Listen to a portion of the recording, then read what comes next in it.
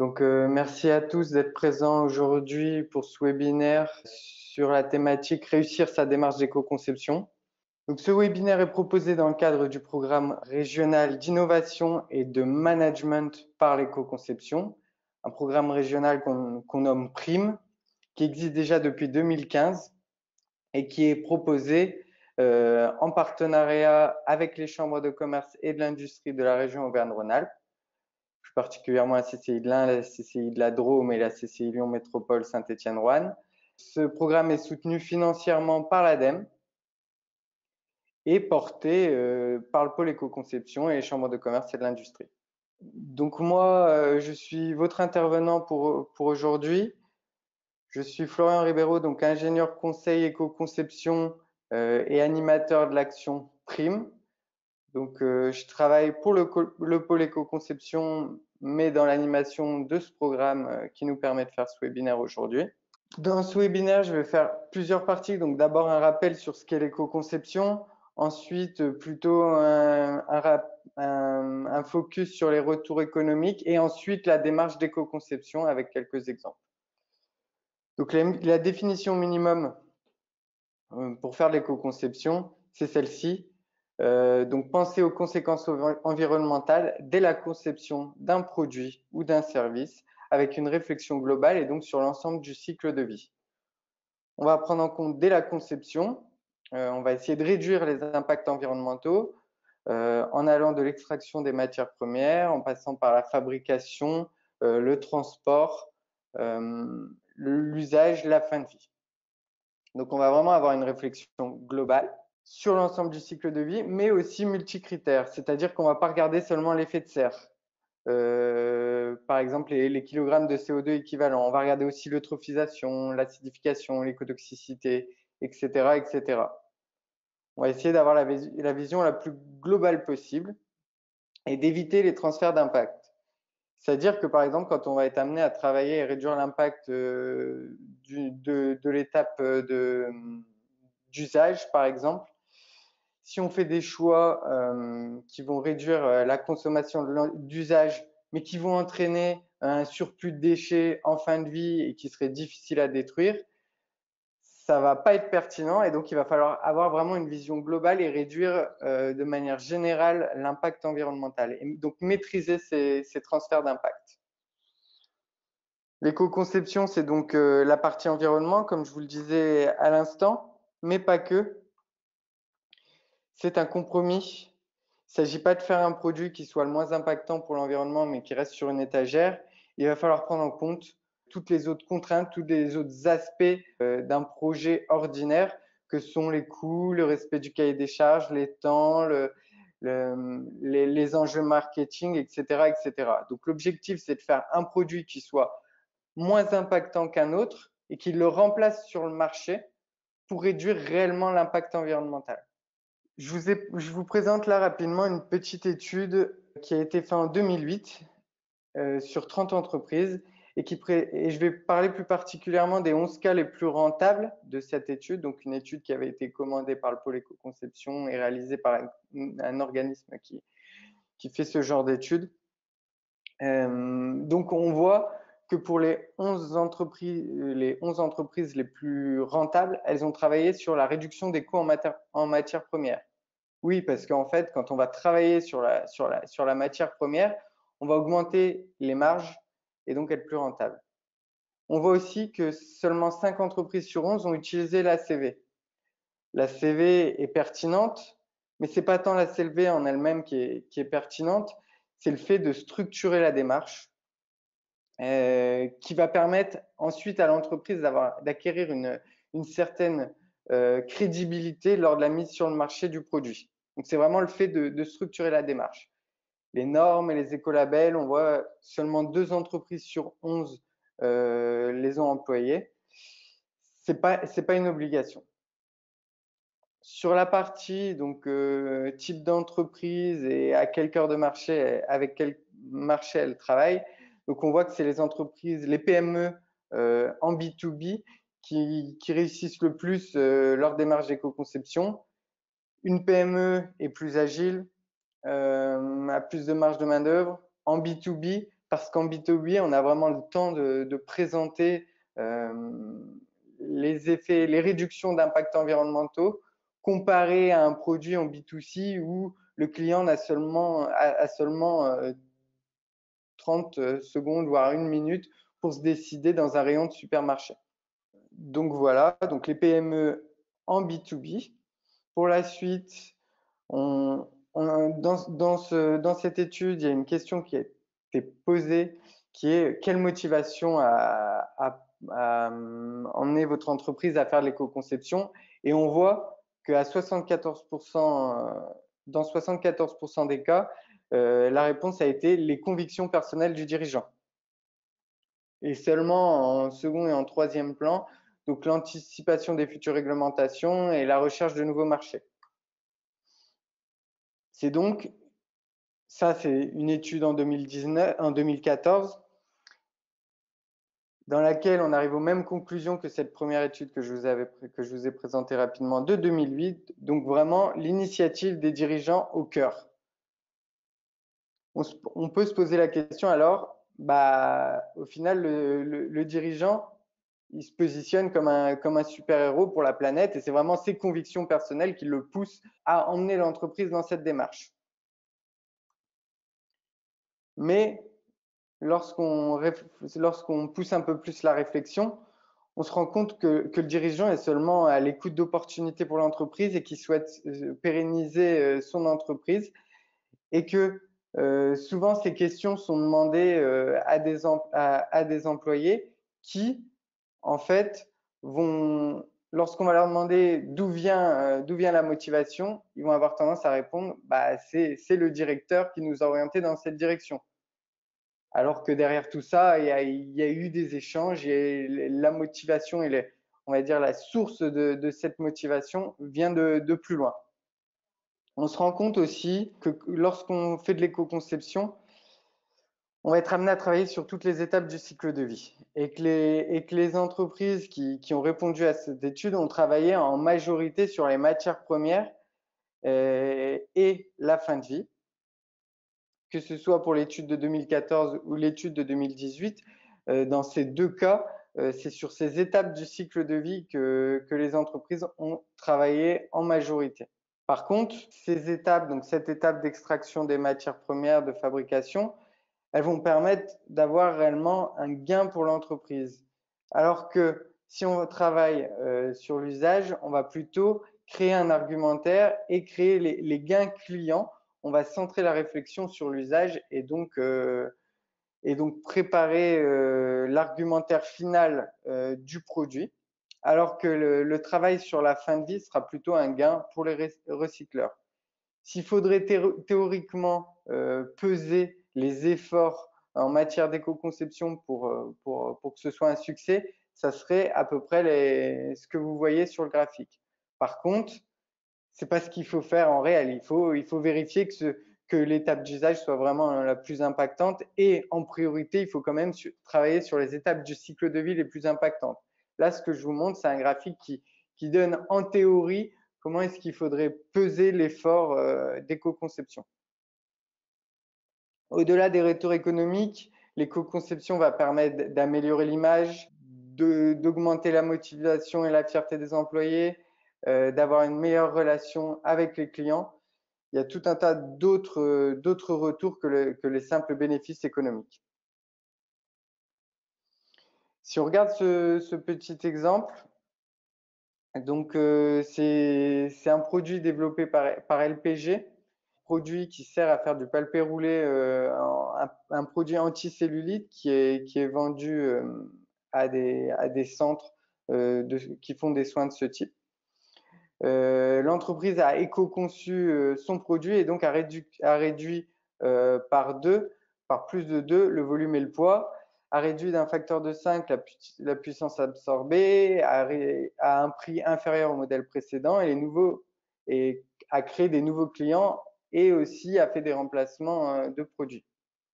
Au final, on a un prix sur performance qui a été vendu par l'entreprise plutôt que l'aspect écologique. Donc l'aspect écologique a pris le second plan et donc l'entreprise a réellement vendu un prix sur une performance.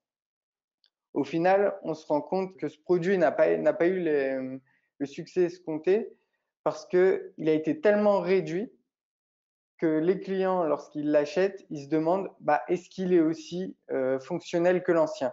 Et donc, il y a une perception vis-à-vis de l'utilisateur qui est plutôt négative et donc le produit n'a pas eu son succès escompté et les perceptions des parties prenantes et des clients n'ont pas été prises en compte dans la démarche projet. Si on regarde là par contre ce produit qui est un luminaire développé par l'UMEC, l'entreprise a éco-conçu son produit, a fait des études marketing qui lui ont permis de mettre en avant que le fait que l'entreprise aujourd'hui est reconnue comme entreprise soucieuse de l'environnement, donc une image améliorée. L'éco-conception les a menés à des innovations et à des dépôts de brevets. Donc en fait, pour vous raconter un peu la petite histoire, c'est qu'à l'origine, cette entreprise faisait des luminaires et avait des problèmes pour les vendre parce qu'il y avait une association qui passait dans les entreprises, dans les collectivités, pour dire non, n'achetez pas ce luminaire parce qu'en fait, il éclairait le ciel et donc on avait une pollution du ciel en nocturne et donc pas possibilité de voir les étoiles, etc., etc. Lorsque l'entreprise s'est rendue compte de ça, donc que cette partie intéressée mettait un peu des bâtons dans les roues, eh ben, ils se sont associés à eux pour innover. Donc il y a une prise en compte des parties intéressées qui a été très importante et qui les a menés vers l'éco-conception et vers l'éco-innovation. Et donc aujourd'hui, ils sont intégrés dans les groupes de réflexion vis-à-vis de la pollution visuelle. Après ces exemples, je vais vous parler un peu plus des étapes d'une démarche d'éco-conception. Et comme vous pouvez vous en douter, on n'aura pas le temps de tout balayer. Maintenant, il nous reste à peu près 15 minutes, donc on n'aura pas le temps de tout balayer. Je vais vous parler plus particulièrement de la première étape, donc l'identification des enjeux pour l'entreprise et le choix du produit. Donc, il y a 6 étapes dans une démarche d'éco-conception. Donc, cette première étape, ensuite l'évaluation environnementale de référence pour orienter la recherche de pistes d'éco-conception, qui sera la troisième étape, l'étape C. Ensuite, on fera une étape d'aide à la décision. Et pour finir, une seconde évaluation environnementale comparative pour vérifier la pertinence des stratégies qu'on aura mis en place. Et enfin, la mise sur le marché. Avant de commencer ça, je vous propose d'utiliser cet outil à la fin de ce webinaire, de prendre quelques minutes pour utiliser cet outil qu'on a co-développé avec des partenaires nationaux comme l'ADEME et européens comme l'ENEC. Donc c'est un outil qu'on a co-développé pour vous permettre d'avoir un diagnostic assez rapide, donc de vos connaissances des enjeux, du leadership dans l'entreprise et de l'intégration stratégique de l'environnement dans l'entreprise, de mise en œuvre et d'organisation opérationnelle de votre entreprise et de performance atteinte ou attendue. Donc, en faisant ce diagnostic, vous pouvez vous rendre compte, vous positionner parmi d'autres entreprises et aussi vous rendre compte quels sont vos axes d'amélioration en voyant les niveaux supérieurs que vous n'atteignez pas et voir ce que vous pourriez faire pour aller plus loin en matière d'éco-conception. Donc, lorsqu'on commence une démarche d'éco-conception, on va d'abord cadrer la démarche. Et c'est vraiment l'étape la plus importante pour réussir sa démarche d'éco-conception. On va identifier les enjeux pour l'entreprise, mais aussi choisir le produit. Donc, on choisit un produit de quelle manière? Donc, on ne choisit pas au hasard, on le choisit de manière stratégique. On va faire un peu un bilan des marges potentielles ou des marges que permet ce produit, des clients, un bilan d'un point de vue marketing, etc., etc. Donc, tout ce qui va conduire à la réussite d'un projet ordinaire. Donc là, je vous mets ces quelques mots juste pour vous montrer que ce n'est pas simplement de se lancer dans l'éco-conception, mais qu'il y a toute une réflexion stratégique en amont. Je vais en parler un peu plus précisément juste après. Donc pour ça, il est possible de faire une segmentation de l'activité, donc de voir les différents produits qu'on produit par marché et de faire comme ça, de répertorier de cette manière les produits par rapport aux familles de produits et au marché. À partir de ça, on pourra faire une analyse des segments d'activité, donc voir quelle est la part du CA, du chiffre d'affaires total, la part en euros par année que permettra ce produit, cette famille de produits, de voir quels sont les nombres d'unités vendues par an, les tendances, les évolutions, les différentes marges, voir s'il n'y a pas des attentes ou des pressions vis-à-vis de l'environnement des différentes parties intéressées. Donc, comme je vous l'ai expliqué avant, avec l'association et le fabricant de luminaires.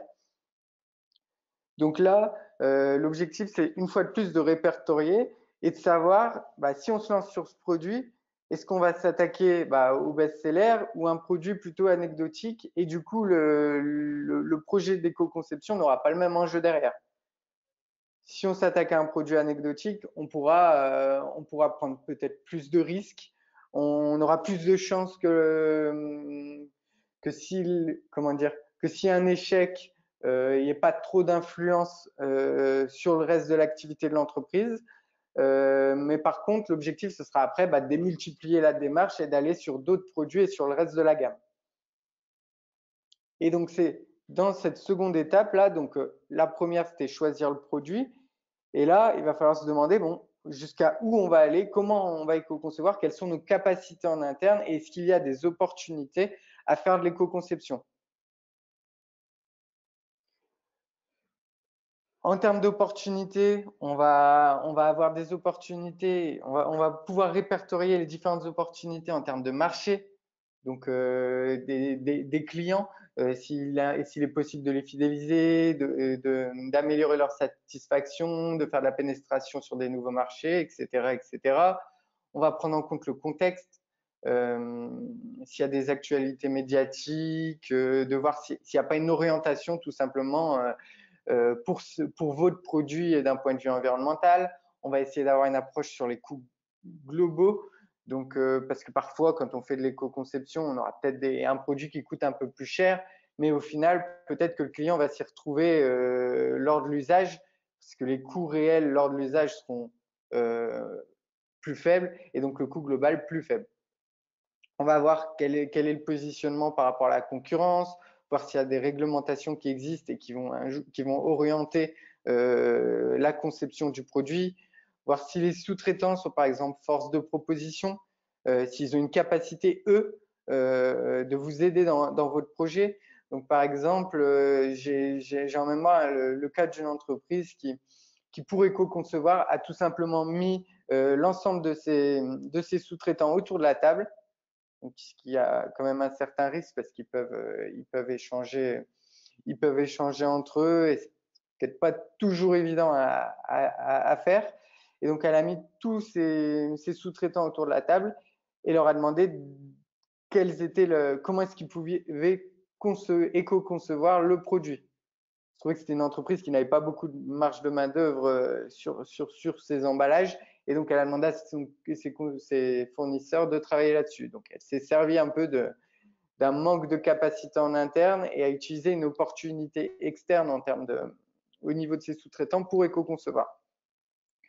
Il va pouvoir aussi y avoir une certaine différenciation, donc une position par rapport aux concurrents, une logique de diversification. Donc, un produit que vous faites aujourd'hui, si vous faites de l'éco-conception, vous pouvez vous diversifier, aller vers d'autres marchés, des nouveaux produits, pourquoi pas. Une réduction des coûts, comme j'ai expliqué tout à l'heure, une amélioration de la notoriété. Donc, voir s'il n'y a pas des opportunités dans cette direction qui vous pousseraient à vous engager dans la démarche. Et parfois, ça peut être aussi des motivations en interne, une équipe projet qui est très sensible à l'environnement et qui vous pousse à choisir ce produit, à choisir ce projet. Vous sentez que les équipes sont motivées et donc ça peut vous aider à faire votre choix pour vous lancer dans votre démarche d'éco-conception. Et ça peut être aussi tout ce qui est maîtrise du risque. Donc, par exemple, si on sent qu'il y a certaines sensibilités sur sur des étapes du cycle de vie, donc des sous-traitants qui pourraient être un jour au centre de scandales, scandales sanitaires, etc., etc., d'avoir une approche d'éco-conception et peut-être d'enlever ses fournisseurs, ça sera une opportunité parce que vous ne prendrez plus ce risque qu'un jour un scandale éclate et de vous faire et de vous retrouver dans les journaux. Il faudra faire aussi d'un autre côté un bilan des capacités de votre entreprise, donc de voir si en interne vous avez une politique qui est plutôt moteur, s'il y a des enjeux stratégiques, de voir si la direction est impliquée, de voir si vous avez une maîtrise marketing, une bonne connaissance marketing des marchés. Donc, de voir si vous avez des ressources en interne de type R&D, de type personnes sensibles, comme je le disais juste avant, de personnes qui sont expertes en éco-conception qui pourraient vous aider à vous lancer dans la démarche. Donc là, la première, c'était plutôt opportunité, on va dire, extérieure. Et là, ça va être plutôt capacité en interne. De voir si votre politique d'achat est développée d'un point de vue environnemental, si vous avez une connaissance et si vous intégrez des exigences d'un point de vue environnemental vis-à-vis de vos fournisseurs, de voir si vous avez une bonne conduite projet de manière générale, si vous maîtrisez la conception, de voir s'il y a en interne des ressources disponibles en termes de temps et d'euros, de voir si d'un point de vue veille, vous avez une bonne connaissance de tout ce qui se fait d'un point de vue environnemental pour votre catégorie de produits, de voir s'il y a des réglementations qui existent, si vous les suivez, s'il y a des personnes dédiées et qui suivent ces réglementations, etc., etc. Donc là, c'est vraiment la première étape, cette première étape qui va vous permettre de vous poser les bonnes questions, de peser aussi l'effort que vous allez faire d'un point de vue éco-conception et de ne pas partir dans un projet qui serait trop important et qui vous mènerait à l'échec si vous n'avez pas les capacités, par exemple, en interne. Toute cette première étape, elle est ultra stratégique et c'est vraiment ce qui va conditionner toute la réussite du projet en aval. Donc voilà, j'ai fini sur cette première étape. Je vais un peu moins vous parler des autres parce qu'on n'a pas le temps sur ce type de webinaire.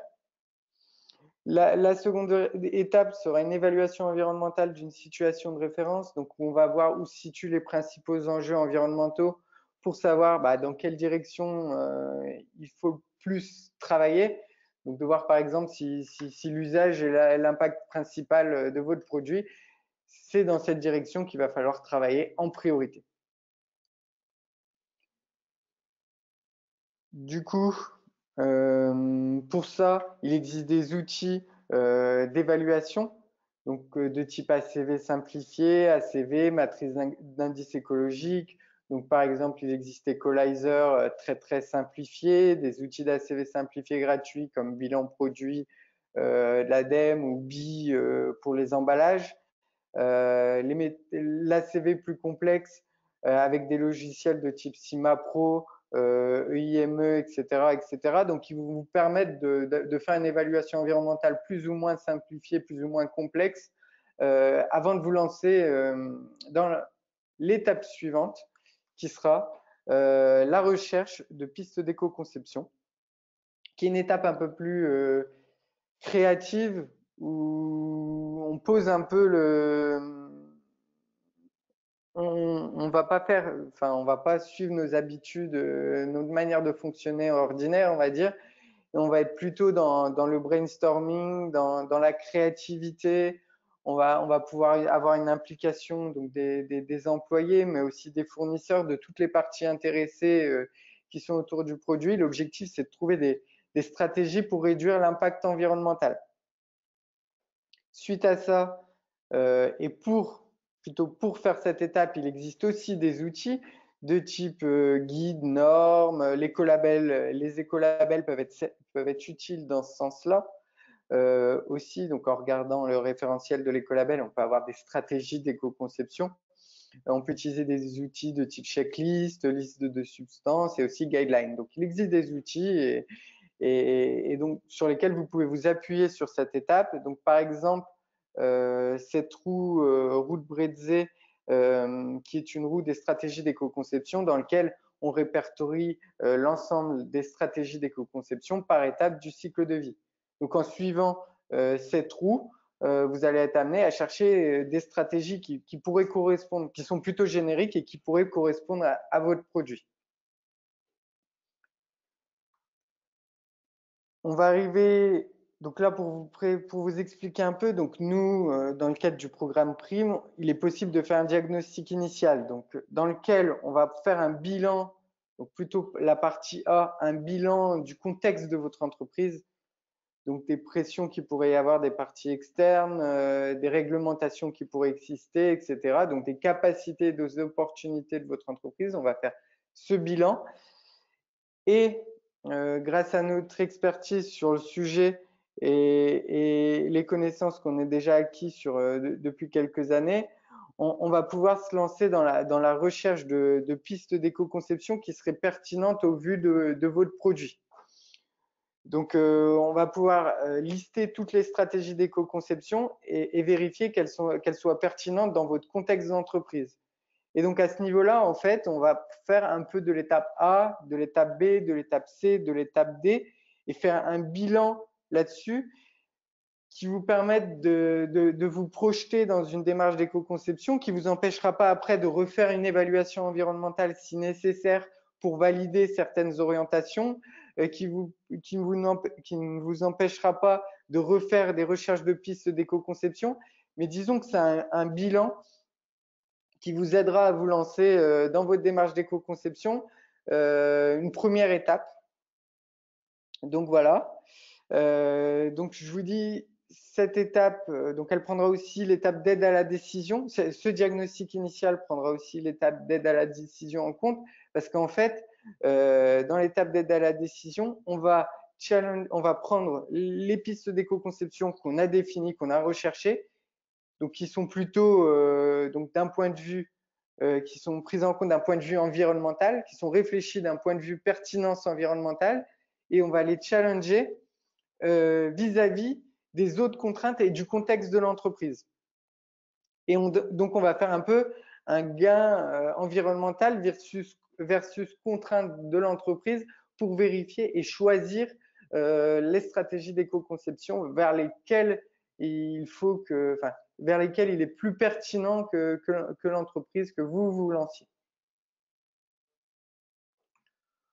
On passera ensuite à l'étape d'évaluation environnementale comparative. Une fois qu'on a choisi, on va dire, les stratégies d'éco-conception, on va valider que d'un point de vue environnemental au global, il y a vraiment une réduction de l'impact environnemental du produit. Et comme je vous disais au début, essayez de voir si on n'a pas engendré des transferts d'impact, faire attention à que de manière globale, le produit soit moins impactant. On va passer ensuite à l'étape finale d'un projet d'éco-conception qui est la communication et l'information. Donc, comme cette étape est aussi extrêmement stratégique, on est justement en train de développer un guide sur la thématique qui devrait sortir fin d'année. Donc, n'hésitez pas à rester en contact avec nous si ça vous intéresse. Cette étape, en fait, elle va être conditionnée du fait que si vous avez bien choisi si vous avez fait une bonne première étape, si vous avez bien identifié les enjeux pour votre entreprise, pour les parties prenantes, pour l'ensemble, si vous avez bien identifié l'ensemble du contexte de votre entreprise, que vous avez suivi l'ensemble des autres étapes, en fait, vous avez suivi une démarche structurée qui va vous permettre d'acquérir une certaine crédibilité et qui va vous aider à construire votre argumentaire pour l'étape finale qui est la communication environnementale. Donc souvent, j'ai des entreprises qui viennent et qui nous demandent de communiquer sur un produit alors qu'il n'y a pas eu forcément de démarche d'éco-conception avant. Bah, ça pose parfois problème parce qu'une stratégie, quand on l'apprend, isolée, elle pourrait paraître pertinente. Mais si on la rattache à tout le cycle de vie du produit, si on regarde l'ensemble des impacts environnementaux, au final, cette stratégie n'est pas spécialement intéressante pour le produit que l'entreprise conçoit. Et ce n'est pas la stratégie, on va dire, principale. Donc, on va dire que si vous suivez toutes les premières étapes, vous serez déjà dans de bonnes conditions pour réussir à vendre votre produit. Et donc, voilà pour la démarche d'éco-conception. Je vous propose maintenant, j'ai beaucoup parlé, je vous propose maintenant de prendre vous la parole, de me poser les questions. Là, je ne vois pas de questions dans le chat, mais de proposer une main levée pour prendre la parole. Je vous propose ça dans quelques secondes. J'ai juste un petit dernier point à vous expliquer. Donc aujourd'hui, ce webinaire est proposé dans le cadre du programme PRIME. C'est vraiment un premier niveau de renseignement. Il est possible d'aller plus loin et de vous orienter dans votre démarche à l'aide du diagnostic initial, comme je vous l'ai expliqué, à l'aide du petit auto-diagnostic maturité dont je vous ai donné le lien. Vous pouvez aussi aller un peu encore plus loin dans la montée en compétences grâce à des ateliers thématiques. Et donc, on proposera un atelier thématique sur réussir sa démarche d'éco-conception. Vous pouvez aussi aller plus loin par le biais de journées conseils par le pôle éco-conception. Ou alors, si vous êtes déjà bien engagé, aujourd'hui, il existe un financement en Auvergne-Rhône-Alpes qui s'appelle AuraPEPS, proposé par l'ADEME. Et donc, aller vraiment dans la conduite de votre projet. Juste pour information et pour vous montrer que le financement de l'ADEME nous permet de proposer des accompagnements à moindre coût, vous vous rendez compte que pour une journée de conseil, pour deux jours et demi d'expertise, les sommes qui sont écrites sur cette slide sont plutôt faibles.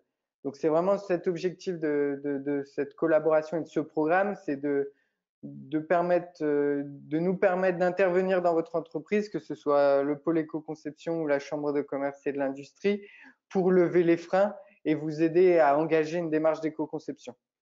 Donc n'hésitez pas à aller voir aussi sur